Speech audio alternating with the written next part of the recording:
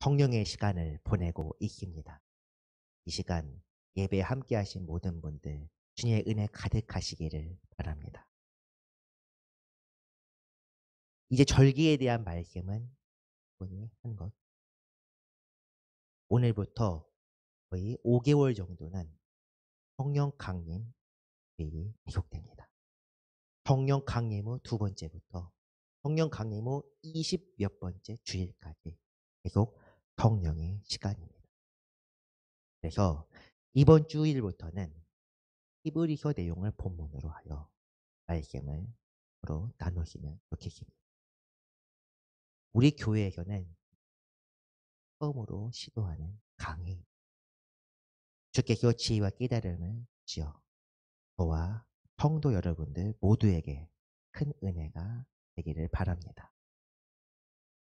우리가 읽고 또한 읽게 될 히브리서에 대해 설명하자면 이 성경의 원래 제목은 히브리인들에게 보내는 서신이라는 제목입니다. 그래서 히브리서입니다. 현지의 형식을 띠고 있는데 다른 성경들, 서신서라 불리는 이 성경들은 로마서에서부터 유다서까지를 서신서라고 부릅니다.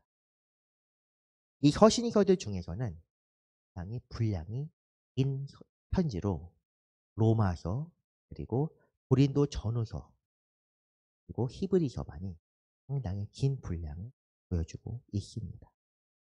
전체 13장으로 이루어지는데 앞부분은 예수님이 누구이신지, 그리고 이 땅에서 예수님께서 이루신 것이 무엇인지 그것을 상징적이고 비유적으로 기록하고 있습니다.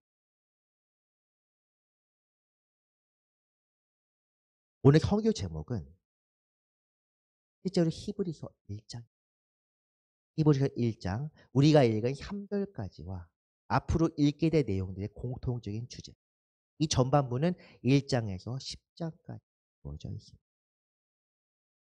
그리고 후반부 내용은 10장 19절부터 13장까지 이어지는데 예수 그리스도를 통한 우리에게 주어진 은총에 아니 어떻게 반응해야 하는지, 그것이 후반부의 내용입니다. 11장에서는 믿음, 그리고 12장에서는 소망, 13장에서는 사랑을 주제로 각각 말씀이 이어집니다. 믿음으로 증거를 얻은 사람 어떻게 헤어졌는지, 그리고 그 믿음을 토대로 하나님의 은혜에 나아가게 될 소망이란 무엇인지, 그리고 주의를 돌아보며 신실하고 긍휼을 베푸는 사랑의, 이것이 히브리서 전체의 내용입니다. 본문의 내용을 살피기 전에 두 가지를 짚고 가겠습니다. 첫 번째는 히브리서의 시작이 일반적인 서신서들과 완전히 다르다는 점입니다.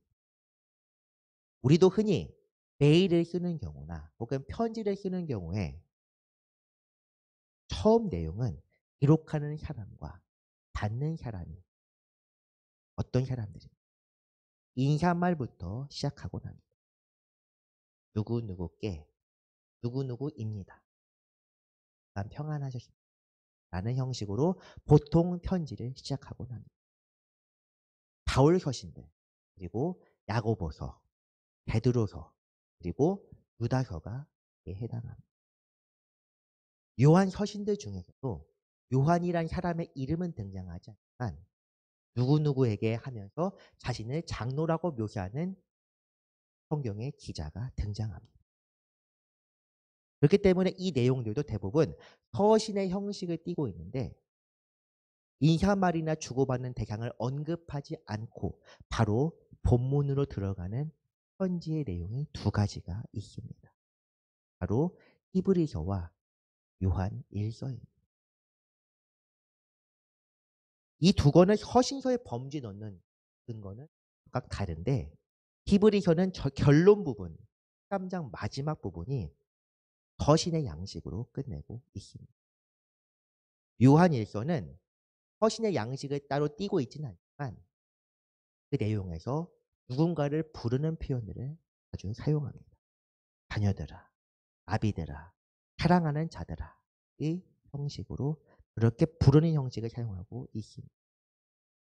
이것을 염두에 두고 오늘 히브리서의 내용이 서신서이며 누군가에게 보내는 내용임을 기억하시면서 본문을 읽으셨으면 좋겠습니다. 그 외에도 히브리서만이 갖는 독특한 특징이 몇 가지 있습니다. 하지만 한 가지 더 기억하자면 히브리서는 신약 모든 성경 중에서도 특별히 예수 그리스도에만 집중하고 있습니다. 흔히 바울의 서신들 중에서도 로마서나 이런 여러 가지 갈라디아서 같은 그런 서신들은 복음이 무엇인지 그리고 구원이 무엇인지 그런 일반적인 교리에 대해 이야기하고 있다면 히브리서의 내용은 예수 그리스도가 누구이신지 그분의 사역은 무엇인지 집중하는 기독론에 입각한 서신.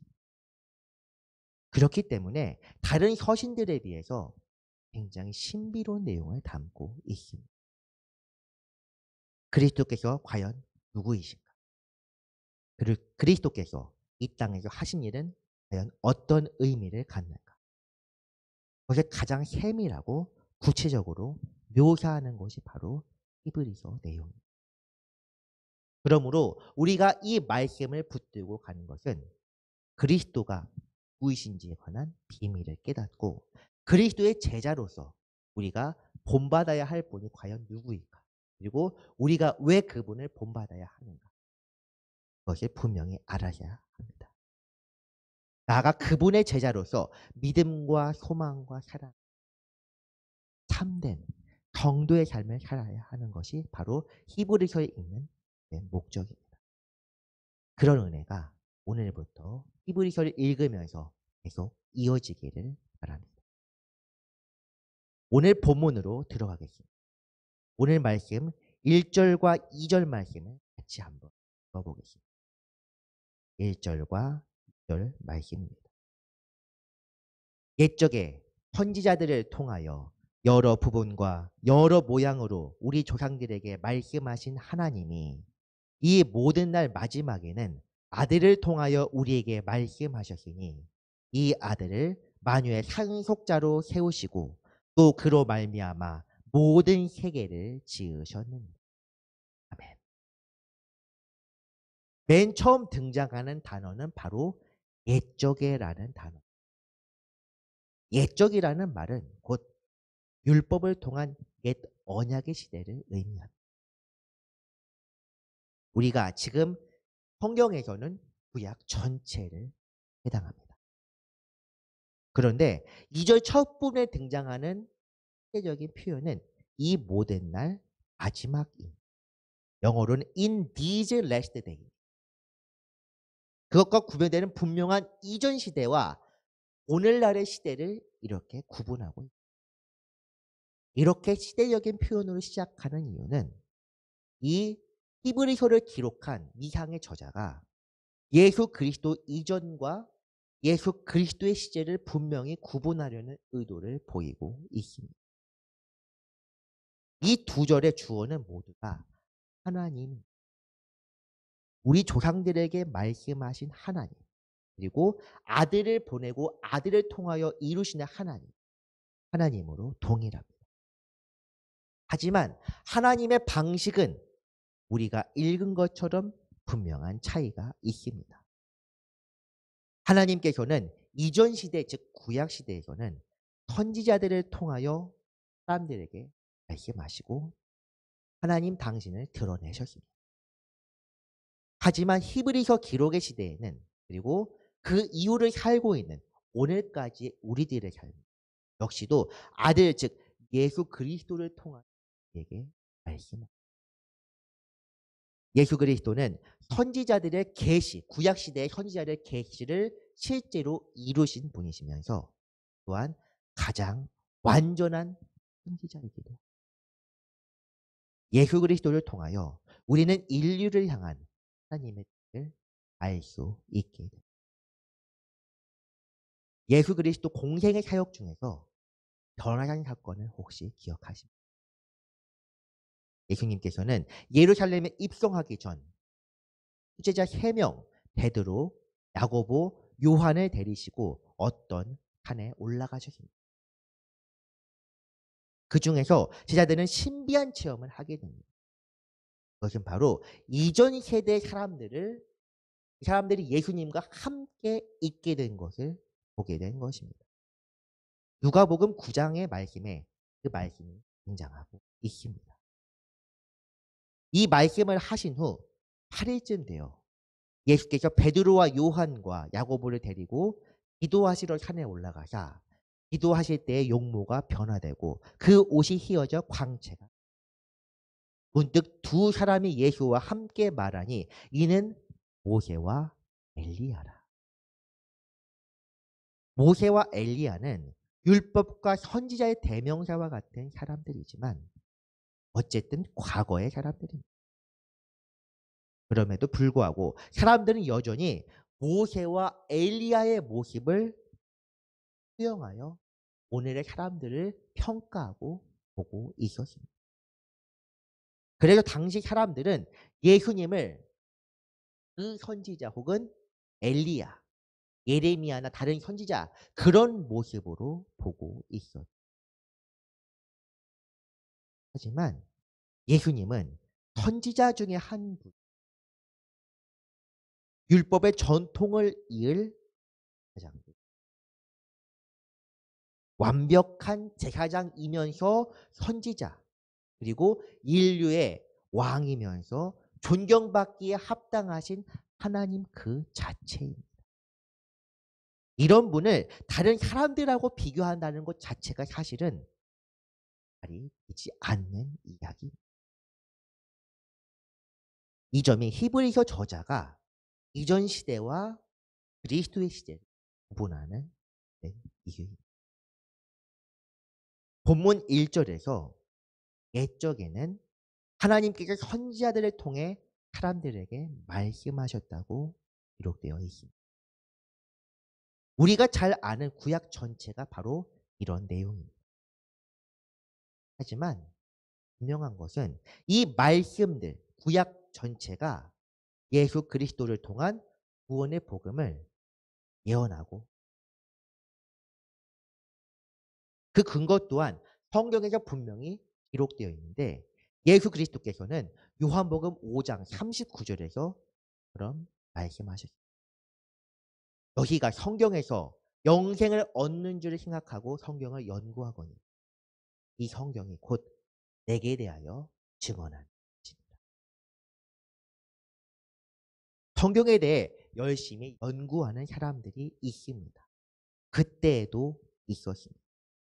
그런데 그 사람들은 성경이 가리키는 분을 인정하지 성경에서 오리라 하신 분이 오셨는데 성경책만 보지 하나님의 계시를 믿지는 특히 바리새인과 율법 학자들이 그러했습니다. 이 사람들은 성경을 수십 번, 수백 번씩 보면서 열심히 연구했던 사람입니다. 율법의 작은 조항뿐 아니라 당시에 있었던 전통이나 교회의 법칙들도 전부 다 숙지하고 그것에 따라 살려고 애썼던 사람들입니다. 그런데 그 결과적으로 그들은 하나님의 아들을 몰라보고 하나님의 뜻을 저버렸습니다. 이 세대의 사람들에 대해서 크대반 집과 설교 중에 있습니다. 목이 곧고 마음과 귀에 할례를 받지 못한 사람들아 너희도 너희 조상과 같이 한 성령을 거스르노라. 너희 조상들이 선지자 중에 누구를 의인이 오시리라 예고한 자들이 죽였고 이제 너희는 그 의인을 잡아준 자요 살인한 자가 너희는 천사가 전한 율법을 받고도 지키지 아니하였도다. 의인이 오시리라 예고한 사람들이 바로 자들이 의인은 그리고 예수 그리스도입니다. 그리고 이 시대의 사람 마찬가지 다시 오시리라 깨어있으라 회개하라 하는 경고의 말씀을 낳는다. 살아계신 지금도 역사하시는 참 그리스도이신 예수 그리스도를 보지 못한 우리도 그 사람들과 다를 바 없는 죄인들입니다.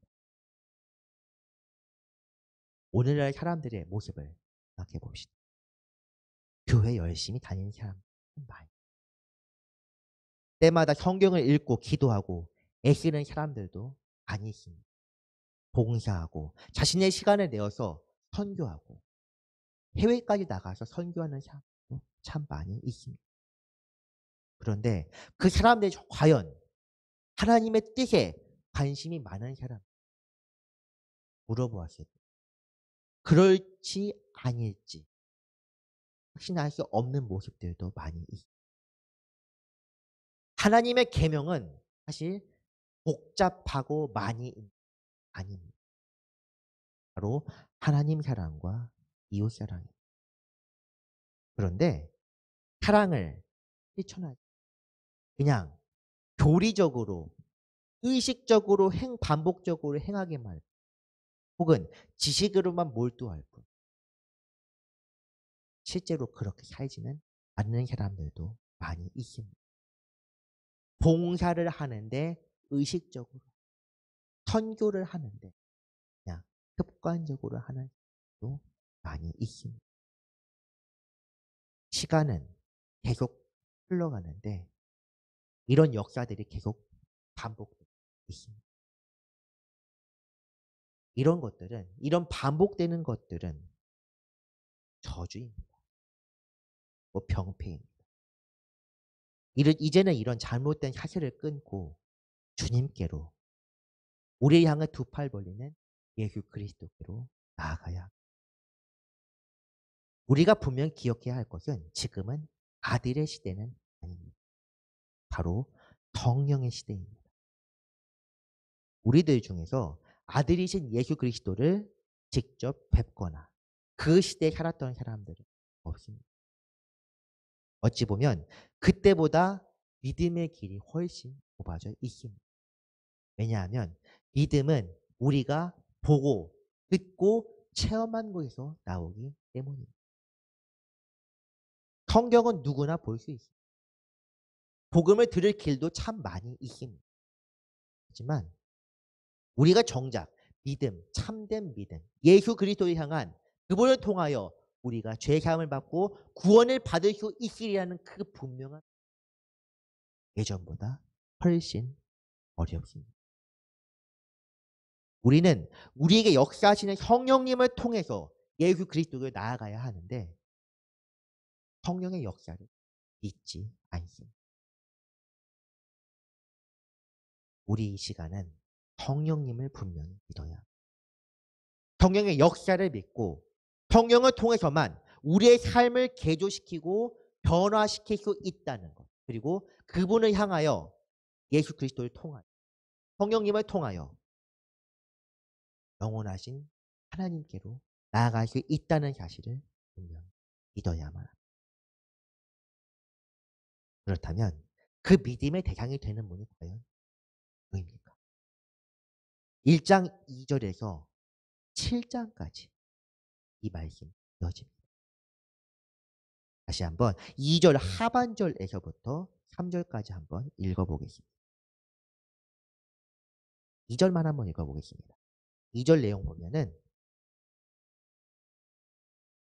이 모든 날 마지막에 아들을 통하여 우리에게 말씀하셨습니다. 이 아들을 만유의 상속자로 세우시고 또 그로 말미암아 모든 세계를 지으셨느니라. 첫 번째로 예수 그리스도는 하나님의 아들입니다.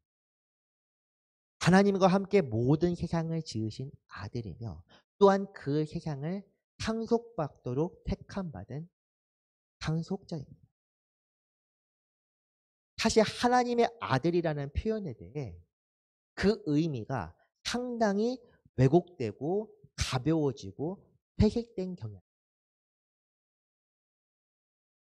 그것은 어찌 보면 오늘날 우리가 전하거나 듣는 복음 자체의 의미의 퇴색을 의미합니다. 하나님의 사랑을 강조하는 것. 하지만 하나님의 공의와 어미하심 그리고 심판에 대해서는 이야기하지.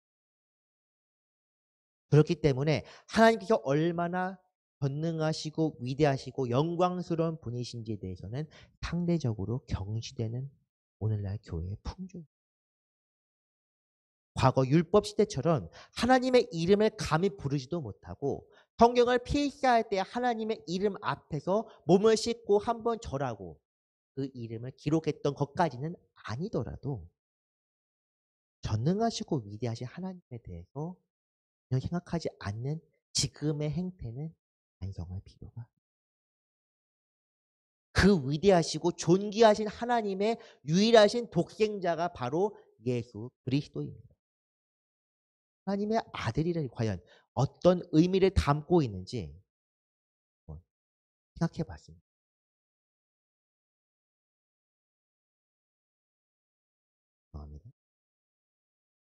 더욱이 그분은 이 만유의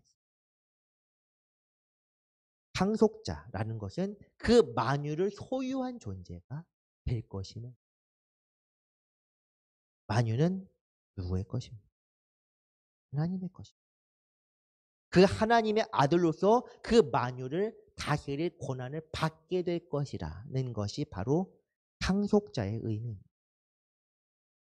만유가 예수 그리스도의 것이며 그 발 아래 통치된다는 의미를 담고 있습니다. 사실 이 권한은 어느 정도 인간에게 있었습니다. 태초에 하나님께서 세상을 만드실 때 만유를 주관하고 관리하는 역할을 인간에게 주셨습니다. 그렇기 때문에 아담이 부르는 최초의 인간인 아담이 부르는 그 이름이 바로 그 사물의 이름이 돼요. 그런데 그 권한이 어떻게 되어요? 잃어버렸습니다. 인간의 죄로 인하여 땅이 저주를 받고 가시와 엉겅퀴를 내기 시작하면서 창조 질서가 어긋나게 되었습니다. 그렇기 때문에 인간은 이제 더 이상 이 땅의 정 아닙니다. 어떤 사람들은 아직도 이렇게 주장합니다. 자연 세계는 인간의 권한 안에 있다. 인간은 피조물들 중에 가장 으뜸이다. 잘못된 말이에요. 지금의 세상 권세는 누구의 것이냐? 바로 마귀의 것입니다. 이 말씀에 대해 의아해하거나 놀라시는 분들이 있을지도 모르겠습니다. 하지만 이 말씀들을 한번 보겠습니다. 첫 번째는 누가복음 말씀입니다. 누가복음에서 예수님께서는 마귀에게 시험을 받으셨습니다. 그때 마귀는 이렇게 말합니다. 이르되 이 모든 권위와 그 영광을 내가 내게 주리라. 이것은 내게 넘겨준 것이므로 내가 원하는 자에게. 그러므로 내가 만일 내게 절하면 다 내 것이. 마귀가 예수님에게 이렇게 말하고 내가 넘겨받은 것이다. 그렇기 때문에 내가 원하는 사람에게 줄 수도. 물론 마귀는 거짓말하는 영입니다. 그것 때문에 마귀가 했은 말이니까 믿을 필요가 없다 생각하시는 분을 위해서 다음 말씀이 있습니다. 에베소서 바울의 서신입니다. 그때 너희는 그 가운데서 행하여 이 세상 풍조를 따르고 공중의 권세 잡은 자를 따라하시니 곧 지금 불순종의 아들들 가운데서 역사하는 영이라. 공중의 권세 잡은 자라고 이야기합니다. 또한 요한계시록에도 짐승에 대해 나와 있는데 13장에 보면은 이 땅과 방언과 백성들과 민족들을 다스릴 권세를 받았다는 표현이 됩니다. 마귀가 권세를 받았다는 이야기가 잘못, 거짓된 말도 아니고 공중의 권세를 잡은 자, 세상의 권세를 잡은 자가 바로 마귀. 세상에 죄를 가져오고 우리를 미혹하여 복음대로 살지 못하게 하는 그런 존재가 이 세상의 지배자라는 사실입니다. 그렇다면 어떻게 해야 하나?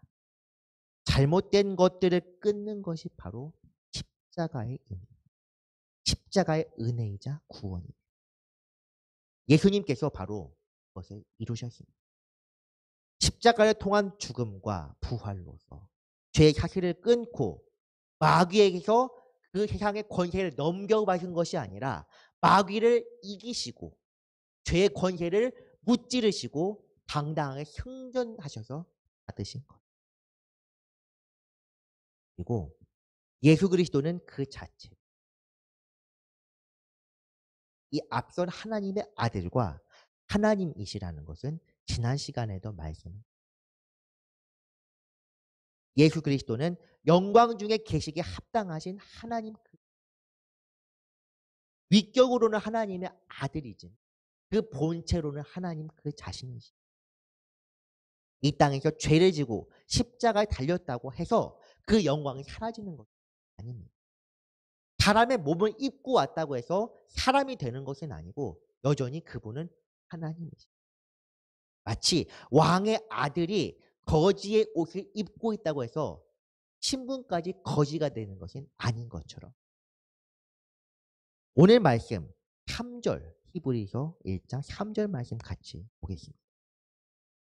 이는 하나님의 영광의 광채시요 그 본체의 형상이시라.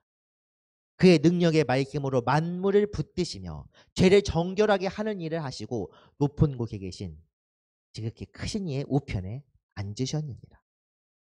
아멘. 하나님의 영광의 광채, 즉 예수 그리스도는 빛이십니다. 빛이라는 것은 곧 하나님의 거룩하신 속성 의미합니다.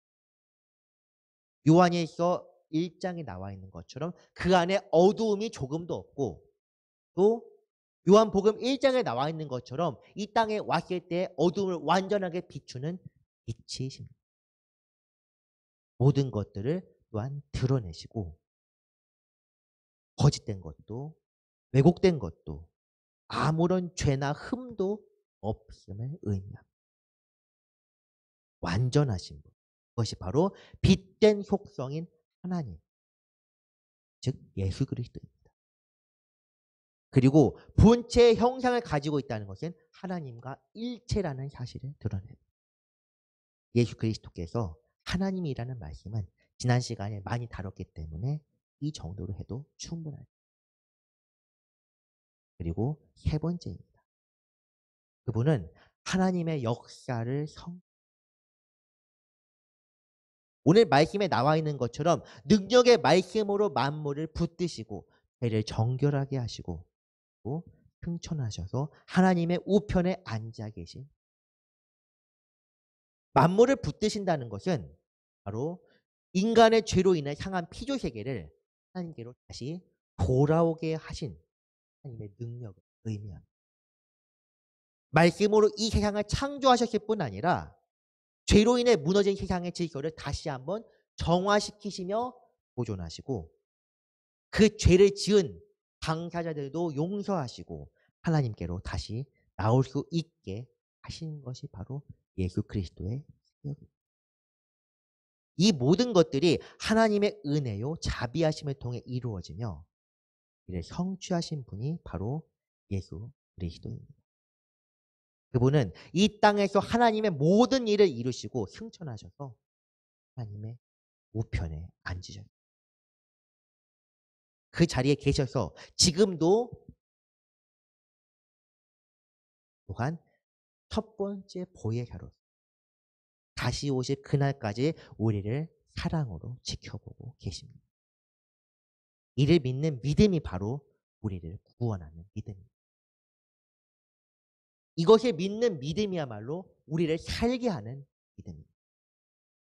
이런 믿음이야말로 정말로 성령의 능력을 통해서만 우리가 받을 수 있는 그런 믿음입니다.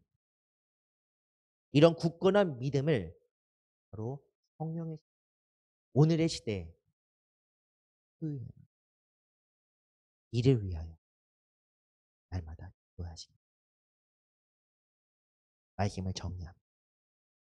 예수 그리스도는 선지자들의 예언을 성취하신 분, 참되신 하나님의 아들입니다. 그분을 통해 이 세상이 창조되었고 죄로 어그러진 세상의 질서가 회복되어 있습니다.